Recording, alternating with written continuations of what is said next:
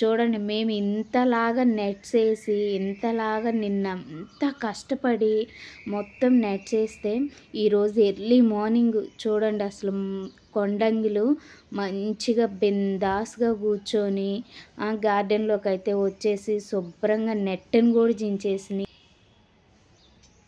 Hi, welcome back to my channel. ఎలా ఉన్నారు అందరూ? ఆల్రెడీ మీరు థంబ్నెయిల్ చూసేసే ఉంటారు కదండి. Yes, exactly. సో ఏంటంటే సమ్మర్ వచ్చేసింది కదా బాగా.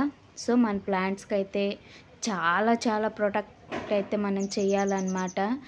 ఎంత వాటర్ ఇచ్చినా సరే ఇప్పుడున్న ఎండలు మామూలుగా లేవు. సో దానికోసం మేమైతే ఇది రీయూజబుల్ అన్నమాట. కావాలంటే ఉంచుకోవచ్చు లేదా తీసేసుకోవచ్చు.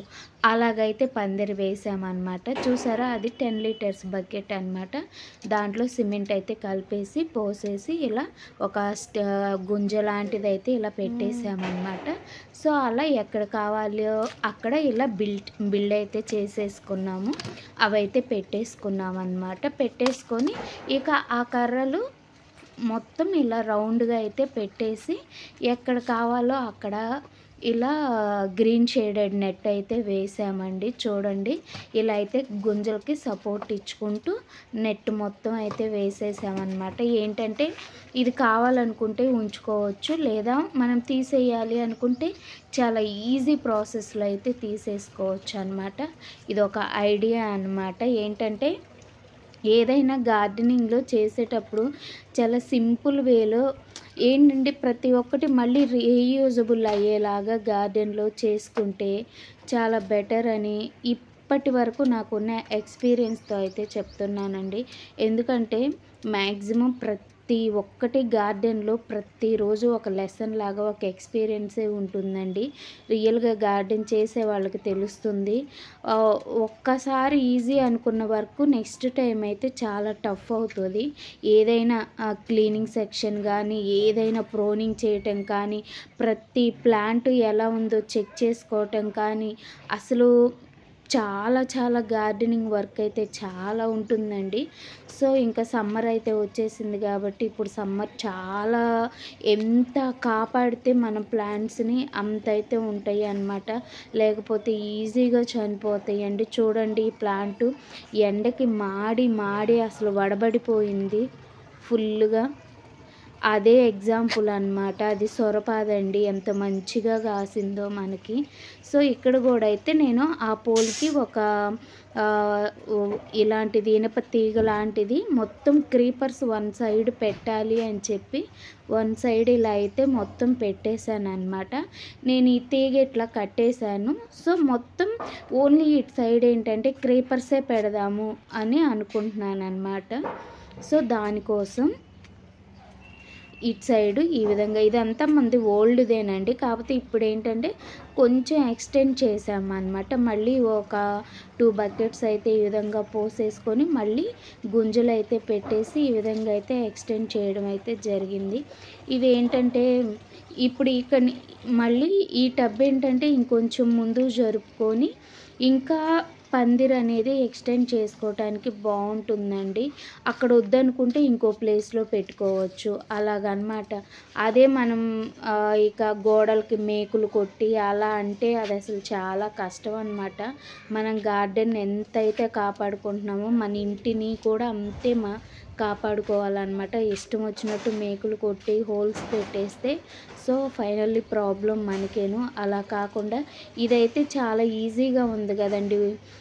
ఇప్పుడు ఏంటంటే ఈ సిమెంటులో నుంచి ఈ టబ్ అయితే ఊడొచ్చేసిద్ది అనమాట. మళ్ళీ ఆ పోల్ అలానే ఉంచి ఆ టబ్ అయితే మనం రీయూజ్ చేసుకోవచ్చు.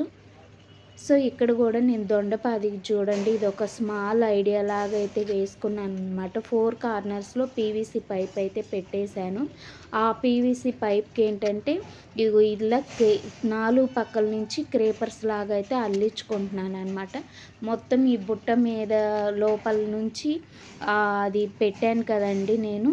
సో ఇలా 4 పీవీసీ పైపులకి అయితే అల్లిచ్చేసి ఇక్కడ లోపల గుండా ఇక్కడ 4 హోల్స్ లాగా కనపడుతున్నాయి కదా, అక్కడి నుంచి పైకి లాగి తీగలని ఇక మొత్తం ఈ పైన ఈ మూతలాగా ఉంది కదా, మొత్తం ఇలా కిందకి డౌన్ చేద్దాము అని చెప్పి ఒక ఐడియాతో ఇలా అయితే పెట్టాను. అది ఎంతవరకు సక్సెస్ అయిద్దో చూడాలి. సో ఇవన్నీ స్మాల్ ఐడియాస్ అండి. గార్డెన్లో చాలామంది చాలా ఐడియాస్తో చేసుకుంటారు.